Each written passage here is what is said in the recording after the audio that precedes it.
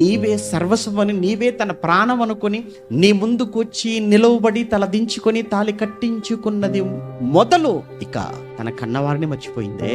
తన ఇల్లు వదిలేసింది, ఊరు వదిలేసింది, సమస్తాన్ని వదిలేసింది. నీతో పాటు నీ ఇంటికి వచ్చింది. నువ్వు ఎక్కడికి వెళ్ళిపోతే అక్కడికి వచ్చేస్తుంది. నీకు సేవ చేస్తుంది, పుట్టిన పిల్లకు సేవ చేస్తుంది. మరి కొంతమంది స్త్రీలు ఉంటారు, నిజంగా మొక్కాలి, నిజంగా అత్తమామలను కూడా దగ్గర పెట్టుకొని కన్నవారిలా చూసే, ప్రేమించే, పోషించే అలాంటి కోడళ్ళను చూస్తున్నప్పుడు నిజంగా మనసు కరిగిపోతుంది, మనసు పులకించిపోతుంటుంది. ఇంత త్యాగం చేస్తుంది నీ భార్య, సన్మానించవా, అవమానపరుస్తావా?